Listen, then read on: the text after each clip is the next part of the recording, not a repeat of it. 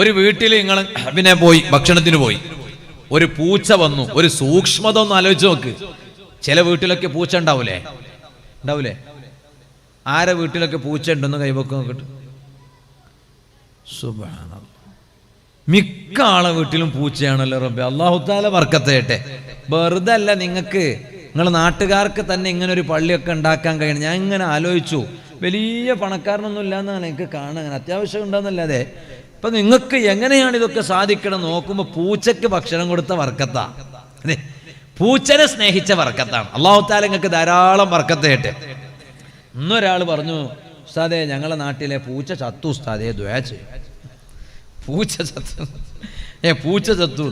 ഞാൻ ചോദിച്ചു, ഏതാ പൂച്ച? നാടൻ പൂച്ചയാണോ പേർഷ്യൻ പൂച്ചയാണോ? ഇപ്പൊ 2 സൈസ് പൂച്ച ഉണ്ടല്ലോ. പേർഷ്യൻ പൂച്ചയാണ് എന്നാണ്. അപ്പൊ ഞാൻ ചോദിച്ചു, ജീവൻ ആത്മഹത്യ ചെയ്താണോ ചോദിച്ചു.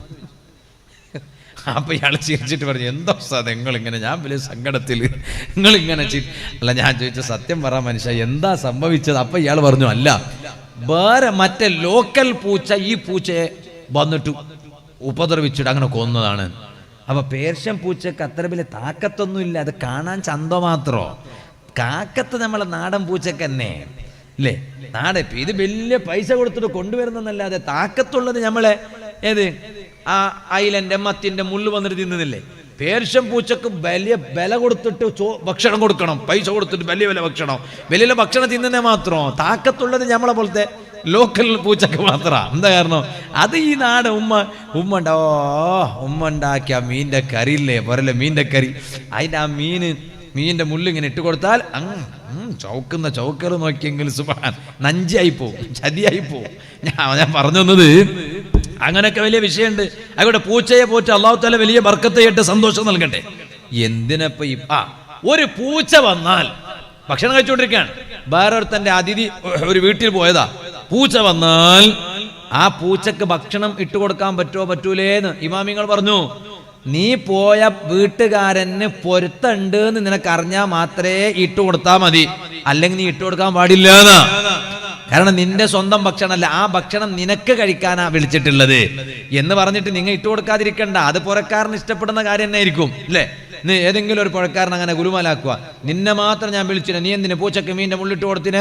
പൂച്ചന്റെ ജീവ പോയാൽ ചിലപ്പോ ചോദിക്കും, നീ ഇട്ട് കൊടുത്തുകൊണ്ട് പൂച്ചന്റെ ജീവ പോയാല് നിക്കെന്തെങ്കിലും ബാധിക്ക പ്രസംഗ യങ്കു അങ്ങനെ ചിലപ്പോ ചോദിക്കൂന്നല്ലാതെ അല്ലെങ്കിൽ വേറെ ഒന്നും ചോദിക്കൂല. ഞാൻ പറഞ്ഞ വിഷയം മറക്കണ്ട. ഞാൻ പറഞ്ഞു വന്നത് എവിടുന്നപ്പോ ഈ പൂച്ചയിലേക്ക് വന്ന് വേം പറയും നിർത്താറായി. അതിന്റെ മുമ്പ് എന്താ പറഞ്ഞേ? അത് പറയാതെ ഇപ്പൊ അപ്പുറം പോവില്ല. ഒന്ന് പറയും മനുഷ്യന്മാർ, നിങ്ങൾ ശ്രദ്ധിക്കണ്ടോ ഇല്ലെന്ന് മനസ്സിലാവണല്ലോ. എന്താ പറഞ്ഞേ? എന്താ പറഞ്ഞാണ്? എന്താ പറഞ്ഞേ? നിങ്ങൾ വെറുതെക്കല്ല നോക്ക്, മാഷാ അല്ലാഹ് ചിക്കൻ ഉമ്മുകുൽസു പറഞ്ഞപ്പോഴാ യാ റബ്ബന. അല്ലാഹു തആല ബർക്കത്ത് ചെയ്യട്ടെ, അല്ലാഹു തആല ഖൈർ നൽകട്ടെ, അല്ലാഹു സന്തോഷം നൽകട്ടെ. ഞാൻ പറഞ്ഞ വിഷയം മറക്കരുത്. ഞാൻ നേരത്തെ പറഞ്ഞുകൊണ്ടിരുന്ന ചരിത്രത്തിലേക്ക് മടങ്ങുകയാണ്. ഇബ്നു ഉമർ റളിയല്ലാഹു അൻഹുമാ മഹാനവരുകൾ ഇറാഖിലൂടെ നടന്നു പോകുമ്പോൾ ഒരു ചെറുപ്പക്കാരൻ വീണ് കിടക്കുകയാണ്. നാട്ടുകാരോട് മഹാനവരുകൾ ചോദിച്ചു, എന്താണ് ഇവന്റെ കഥ? നാട്ടുകാര് പറഞ്ഞു, ഇവനൊരു സ്വഭാവമുണ്ട്. ഖുർആൻ ആരെങ്കിലും ഓതുന്നത് ഇവൻ കേട്ടാൽ, ഇവൻ അല്ലാഹുവിന്റെ ദിക്റ് ചൊല്ലിയാൽ, മറ്റുള്ളവരെ ദിക്റ് ചൊല്ലുന്നത് കേട്ടാൽ ഉടനെ വീണു പോകും.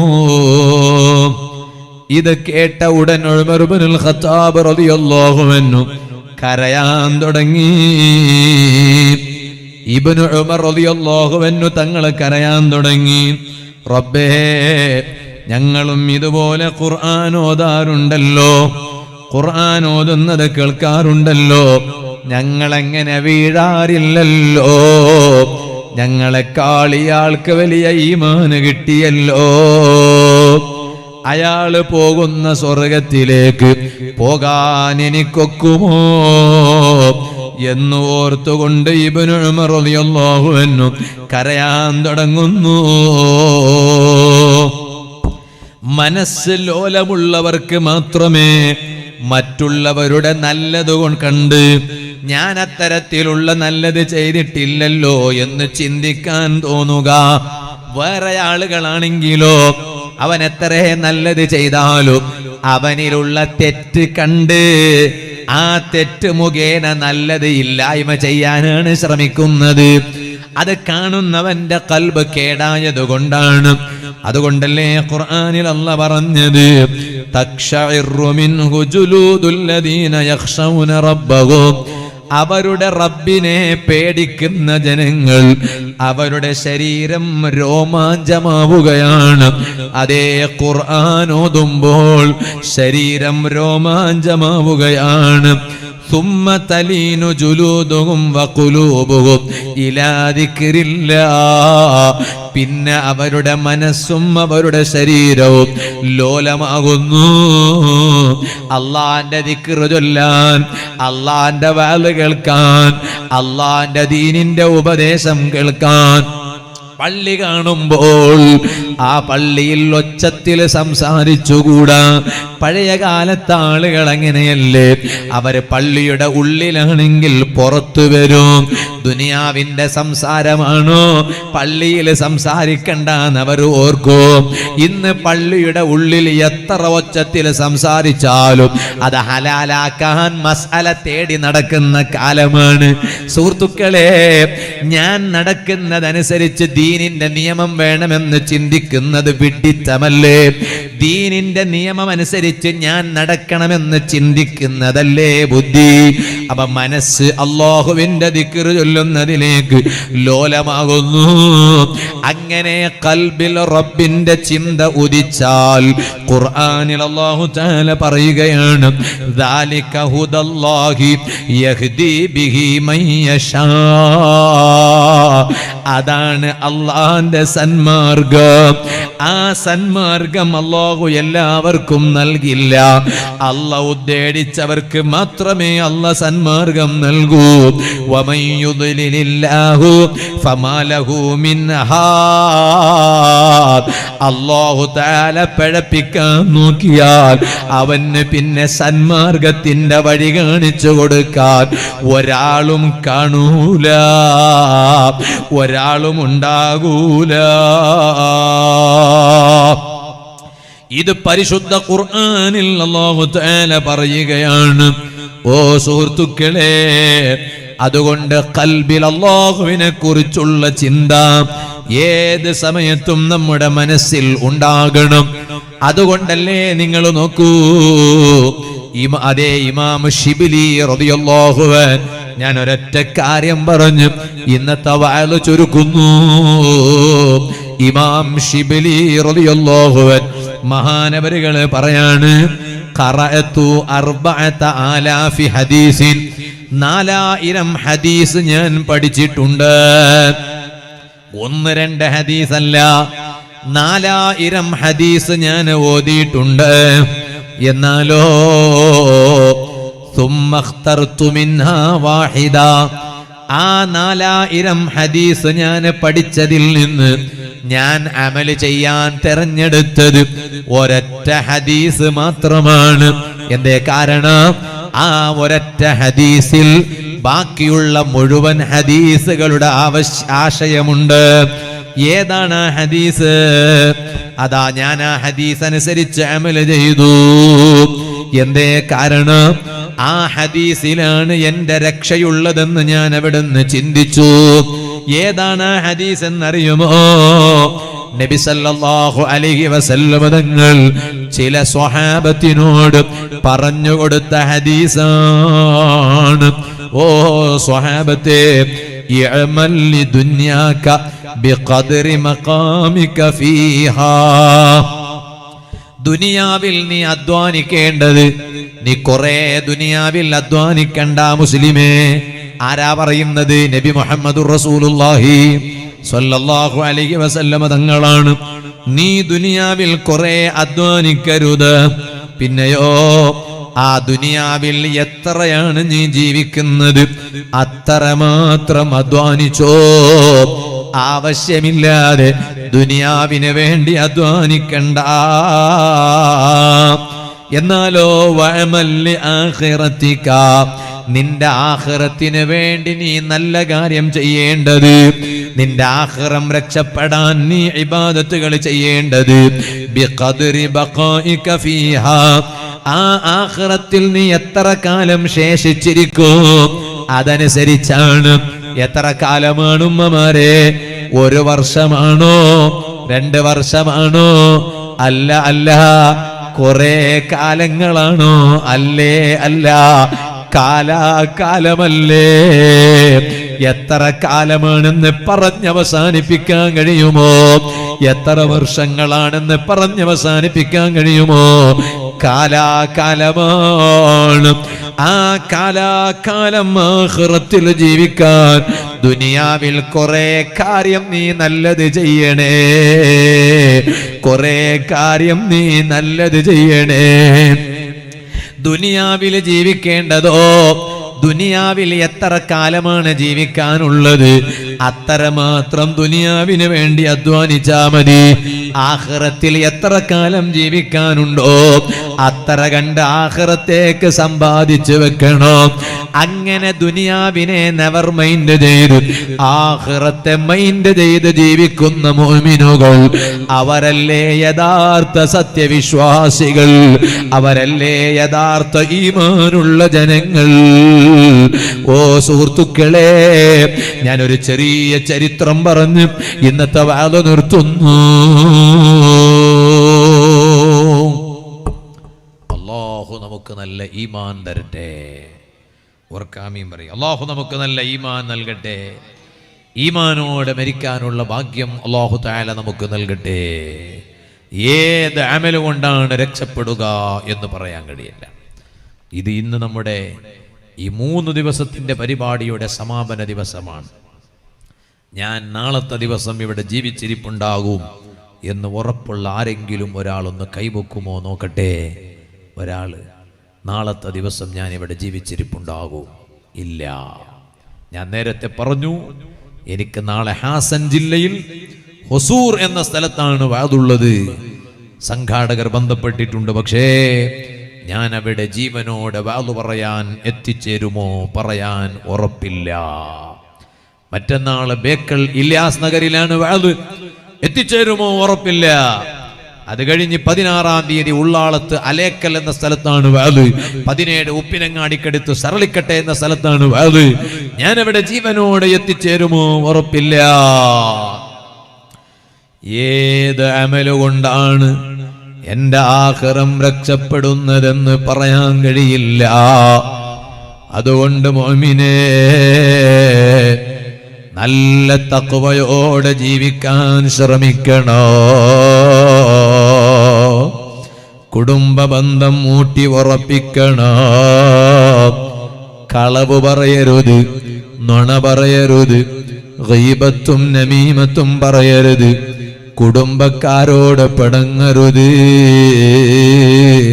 നാട്ടുകാരോട് പിണങ്ങരുത്, അയൽ വീട്ടുകാരോട് പിണങ്ങരുത്, ഭാര്യയുടെ മനസ്സ് വേദനിപ്പിക്കരുത്, ഭർത്താവിനെ വഞ്ചിക്കരുത്, സ്വന്തം മക്കളെ അവഗണിക്കരുത്, ആലിമീങ്ങളെയോ സാദാത്തുക്കളെയോ ഗ്രൂപ്പ് തിരിച്ചിട്ടോ തിരിക്കാതെയോ ചീത്ത പറയരുത്. സർവ ആലിമീങ്ങളെ ബഹുമാനിക്കണം, സർവ സാദാത്തുക്കളെ ബഹുമാനിക്കണം. എല്ലാ നാടുകളിൽ ഐക്യം നിലനിർത്താൻ ശ്രമിക്കണം. മുൻഗാമികളെ ബഹുമാനിക്കണം. ഓ ചെറുപ്പക്കാരെ, പ്രായമുള്ളവരെ ബഹുമാനിക്കണം. ഓ കാരണവന്മാരെ, നിങ്ങളെക്കാൾ ചെറിയ പ്രായമുള്ളവരോട് വാത്സല്യത്തിൽ പെരുമാറണം. ഓ രക്ഷിതാക്കളെ, സ്വന്തം മക്കളോടുള്ള ബാധ്യത ചെറുതല്ല എന്ന ബോധം വേണോ.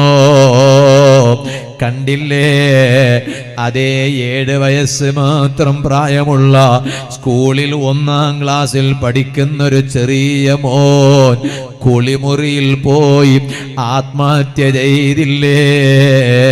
കാരണം എന്താണെന്ന് അന്വേഷിച്ചപ്പോൾ അതേ വീട്ടുകാർ മൊബൈൽ കൊടുക്കാത്തതിൻ്റെ പേരിൽ പിണങ്ങിയിട്ട് ആത്മഹത്യ ചെയ്തതാണ്. ഓ പുരുഷന്മാരെ, നമ്മുടെ ഭാര്യമാരുടെ ആത്മഹത്യക്ക് ഭർത്താക്കന്മാരൊരിക്കലും കാരണമായി പോകരുത് കേട്ടോ. എത്ര സ്ത്രീകളാണ് അതേ ഭർത്തൃ വീട്ടിൽ കിണറ്റിൽ വീണ് മരിച്ചു, തൂങ്ങി മരിച്ചു. ഏത് സമുദായക്കാരെയാണ് പറയുന്നത്? മറ്റുള്ള അന്യ സമുദായക്കാരെ കുറിച്ചല്ല, എന്റെയും നിങ്ങളുടെയും സമുദായത്തിൽപ്പെട്ട സ്ത്രീകളെ കുറിച്ചാണ് പറയുന്നത്. എന്തേ അങ്ങനെ കിണറ്റിൽ ചാടി മരിക്കാൻ തോന്നിയത്? എന്തേ തൂങ്ങി മരിക്കാൻ തോന്നിയത്? അതിന് പച്ച മലയാളത്തിൽ ആത്മഹത്യ ചെയ്തു എന്നല്ലേ പറയുന്നത്. ഭർത്താവിന്റെ ശല്യം സഹിക്കാൻ കഴിയാതെ, ഭർത്താവിന്റെ ഉമ്മാന്റെ ശല്യം സഹിക്കാൻ കഴിയാതെ, ഭർത്താവിന്റെ ബാപ്പാന്റെ ശല്യം സഹിക്കാൻ കഴിയാതെ പാവമ്മ പെണ്ണ് ആത്മഹത്യ ചെയ്ത് ജീവനൊടുക്കിയില്ലേ? ഇതിന് നാളെ റബ്ബിന്റെ കോടതിയിൽ മറുപടി പറയേണ്ടത് ആ ഭർത്താവിന്റെ വീട്ടുകാരല്ലേ? ഓ ഉമ്മമാരെ, ഭർത്താവിന്റെ ഉമ്മാനെ സ്വന്തം ഉമ്മാനെ പോലെ ബഹുമാനിച്ച്, സ്വന്തം ഉമ്മാനെ പോലെ സ്നേഹിച്ച് ആ ഭർത്താവിന്റെ ഉമ്മ നല്ലത് ഉപദേശിച്ചാൽ അത് നിങ്ങളുടെ നന്മക്കാണെന്ന് ചിന്തിച്ച് നല്ല കുടുംബ ജീവിതത്തിന് ഭർത്താവിന്റെ വീട്ടിൽ വന്ന് കഴിയുന്ന ഭാര്യമാരായ നിങ്ങൾ കാരണക്കാരാകണേ. ഇത് ഞാൻ എല്ലാ സ്ത്രീകളോടും ഓർമ്മപ്പെടുത്തി. അങ്ങനെ നല്ല വിശാലമായ മനസ്സുള്ളവരായി, ആരോടും പകയില്ല, വിദ്വേഷമില്ല, അസൂയയില്ല, വൈരാഗ്യമില്ല, നല്ല സ്നേഹിക്കാൻ കഴിയണം, എല്ലാവർക്കും ഗുണം മാത്രം പ്രതീക്ഷിക്കാൻ കഴിയണം. അങ്ങനെ മനസ്സും ശരീരത്തിന്റെ ബാഹ്യഭാഗങ്ങളും എല്ലാം ക്ലിയർ ഉള്ളവരായി ഒരു ദിവസം മരിക്കാൻ കഴിഞ്ഞാൽ അതിനേക്കാളും നല്ല മരണം വേറെയില്ല തന്നെ. നിങ്ങളെല്ലാവരും ഒന്നിരുന്ന സ്ഥലത്ത് എണീറ്റ് അവിടെ തന്നെ നിൽക്കൂ, ഇങ്ങോട്ട് വരണ്ട. ഒരു ചരിത്രം നമുക്ക് നിന്നുകൊണ്ട് കേട്ടുകൂടെ? പ്രായമുള്ള ഉപ്പമാരവിടെ തന്നെ ഇരുന്നോളൂ. യുവാക്കളെല്ലാം ഒന്നെണീറ്റ് നിൽക്കണം, ദൂരെയുള്ളവരടുത്തേക്ക് വരണം. ഒരു ചെറിയ ചരിത്രം പറഞ്ഞു ഞാൻ എൻ്റെ ഇന്നത്തെ വാദ നിർത്തുന്നു. അർഹമുർ റഹീമീനായ അല്ലാഹ്, ഈ സദസ്സ് ദുആക്ക് ഇജാബത്തുള്ള സദസ്സായി നീ ഞങ്ങളിൽ നിന്ന് ഖബൂൽ ചെയ്യണം റഹ്മാനേ. ഓ യുവാക്കളെ, ഇന്ന് തലയിൽ തൊപ്പി കാണുന്നുണ്ട്, മുഖത്ത് താടിരോമങ്ങൾ കാണുന്നുണ്ട്. ഇതേ തൊപ്പി തലയിൽ വെച്ചിട്ടൊന്ന് മരിക്കേണ്ടതില്ലേ? ഇതേ താടിരോമങ്ങൾ മുഖത്ത് വെച്ച് ഒന്ന് മരിക്കേണ്ടതില്ലേ? ഇപ്പോൾ മോമിനായി നടക്കുന്നു. ജീവിതത്തിലെ ഒരു വാക്ക് കാരണമോ ഒരു ഇടപെടൽ കാരണമോ അല്ല തന്ന ഈമാൻ നഷ്ടപ്പെടുത്തി കളയാതെ മരണം വരെ റബ്ബ് നമുക്ക് തന്ന വെളിച്ചം. ഇന്നത്തെ വാദിന്റെ തുടക്കത്തിൽ ഞാൻ അതല്ലേ പറഞ്ഞത്, ഫഹുവ അലാ നൂറിൻ മിർ റബ്ബിഹി, അവന്റെ റബ്ബിന്റെ പ്രകാശത്തിന്മേലാണ് അവർ. ആ പ്രകാശമായ ഈമാൻ മരണം വരെ കാത്തു സൂക്ഷിക്കേണ്ടുന്ന ഉത്തരവാദിത്വം മുസ്ലിം പെൺകുട്ടികൾക്കില്ലേ? മുസ്ലിം യുവാക്കൾക്കില്ലേ? സുബ്ഹാനല്ലാഹ്. ഓ പെൺകുട്ടികളെ, കോളേജിൽ പഠിക്കാൻ പോകുന്നു, ബാപ്പാനോട് കോളേജിന് പോകുന്നു എന്നാ പറയുന്നത്, ഉമ്മാനോടും കോളേജിന് പോകുന്നു എന്നാ പറയുന്നത്. പോയിട്ടോ കോളേജ് ബങ്ക് ചെയ്ത് കണ്ടവന്റെ കൂടെ വലസി നടക്കുന്നു, റിസോർട്ടിൽ പോകുന്നു, മോളുകളിൽ കയറിയിറങ്ങുന്നു, അതേ ഫുഡ് കോർട്ടിൽ പോകുന്നു, കൂൾ ബാറിൽ പോകുന്നു, ബീച്ചിൽ പോകുന്നു, പാർക്കിൽ പോകുന്നു. ചോദിക്കട്ടെ, നിന്റെ ചാരിത്ര ശുദ്ധി മറ്റുള്ളവന് എന്തിനാ പെങ്ങളെ പണയം വെക്കുന്നത്? നിനക്കൊരു വിലാസമില്ലേ? നീ വിലാസമില്ലാത്തവളല്ലല്ലോ, അഡ്രസ് ഇല്ലാത്തവളല്ലല്ലോ, നിനക്കൊരു ദീനില്ലേ? വജിതബാകും, നിന്നെ മുസ്ലിമായി തെരഞ്ഞെടുത്തത് നിന്റെ റബ്ബല്ലേ? എന്നെ മുസ്ലിമായി തെരഞ്ഞെടുത്തത് എന്റെ റബ്ബല്ലേ? വസമ്മാക്കുമുൽ മുസ്ലിമീൻ, ആ റബ്ബല്ലേ എനിക്കും നിനക്കും മുസ്ലിം എന്ന് നാമകരണം ചെയ്തത്. ആ ഇസ്ലാമാകുന്ന അനുഗ്രഹത്തെ പറയിപ്പിക്കുന്ന വിധത്തില് നിന്റെ കാട്ടിക്കൂട്ടലുകളോ നിന്റെ ഭാവിയെ തകർത്തു കളയുന്നതല്ലേ പെങ്ങളെ? ദുർബലമായ നിമിഷത്തിന്റെ സുഖത്തിന് വേണ്ടി ബാസുരമായ ഒരു ജീവിതത്തെ എന്തിനാണ് തകർത്തു കളയുന്നത്? നീ വിവേകമുള്ളവളാകണേ പെങ്ങളെ, നീ തണ്ടേടിയാകണേ പെങ്ങളെ, തണ്ടേടമുള്ളവളാകണേ പെങ്ങളെ. ഏതെങ്കിലും ഒരുത്തൻ ഒരു തോന്നിവാസത്തിന്റെ വഴിവിട്ട പ്രണയം കാണിച്ചു വരുമ്പോ അവന്റെ ആ പ്രണയത്തിന്റെ ചതിക്കുടിയിൽ പെട്ടുപോകാതിരിക്കാനുള്ള ഈമാന് പോലും നിന്റെ ശരീരത്തിലില്ല, നിന്റെ കൽബിലില്ലെങ്കിൽ പിന്നെ നീ ധരിക്കുന്ന പർദ എന്തിനാണ്? നീ തലയിൽ കാണിക്കുന്ന തട്ടം എന്തിനാണ്? ഹിജാബ് എന്തിനാ? അതേ ഹിജാബോടുകൂടെ നിനക്ക് മരിക്കാൻ കഴിയണ്ടേ? അതേ തലയിലുള്ള തട്ടമുണ്ടാകുന്നതോടുകൂടെ മരിക്കാൻ കഴിയണ്ടേ? ഈ അടുത്ത് ഞാനൊരു സ്ഥലത്ത് വാദിനു പോയി, സ്ഥലത്തിന്റെ പേര് പറയില്ല. ആ സ്ഥലം, ആ മഹല്ലിന് നേതൃത്വം നൽകുന്നത് വലിയ ആലിമാണ്. എന്റെ വാദ തുടങ്ങുന്നതിനു മുമ്പ് അവരതാ മൈക്കിലൂടെ ഒരു കാര്യം അനൗൺസ് ചെയ്തു. എന്താണ് അനൗൺസ്? വാളിന് വരുന്നവർ വാള് കേൾക്കാൻ സദസ്സിൽ വന്നിരുന്നോളണം. യുവാക്കൾ വാളിന്റെ സദസ്സുമായി ബന്ധപ്പെട്ടുകൊണ്ടാണോ പള്ളി പരിസരത്തുള്ളത്? വാളിന്റെ സദസ്സിൽ വന്നിരുന്നോളണം. അപ്പുറം ഇപ്പുറം കറങ്ങി നടക്കരുത്. ഇതുപോലെ വാളിന്റെ പേരിൽ പള്ളി പരിസരത്ത് വന്ന പെൺകുട്ടികളാണോ? ആ ഉസ്താദ് അവിടെ നിന്ന് അനൗൺസ് ചെയ്യുകയാണ്.